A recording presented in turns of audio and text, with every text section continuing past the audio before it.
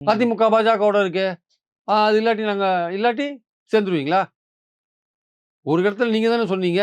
அதிமுகவும், பாஜகவும் பிற பிற விலகி இருந்தா கூட அவங்களுக்குள்ள ஒரு அண்டர் கரண்ட்டான ஒரு உறவு இருக்குன்னு சொன்னவங்க தானே ம், நீங்க. ம், ம், ம், ம். அப்புறம் வந்து அப்படி சொல்லியிருக்கீங்க நீங்க.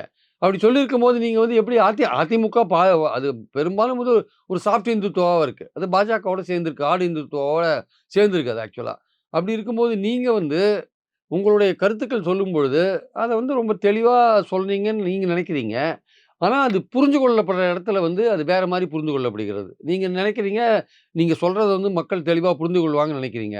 ஆனா, நீங்க வைகை செல்வனோட ஒழுங்கா தான் பேசியிருப்பீங்க. ஆனா, அவர் என்ன வந்து சொன்னாரு வெளியில? திமுக கூட்டணியில் ஓட்டை விழுந்து விட்டது. அவர் சொல்ல வேண்டிய காரணம் என்ன? இப்போ முருகன் சொன்னாரு.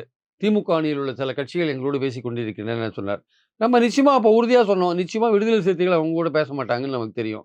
அது மதிமுக பேசியிருப்பாங்களான்னா, அவங்க மறுத்துட்டாங்க வேற விஷயம். இல்ல வேற யாரோ கொங்கு நாடு மக்கள் கட்சி பேசின்னு இருக்காங்களான்னு நமக்கு தெரியாது. சரி ஏதோ ஒரு நடக்குது வச்சுக்கோங்க. யாரோ பேசின்னு இருக்காங்கன்னே கூட வச்சுக்கலாம். பட் நம்ம வந்து சில விஷயங்கள வந்து அ வெளிப்படையா சொல்லும்பொழுது, அதே ஸ்பிரிட்ல வந்து அதே உணர்வோட கேட்கிறவங்க புரிஞ்சுப்பாங்களான்னா, புரிஞ்சுக்க மாட்டாங்க.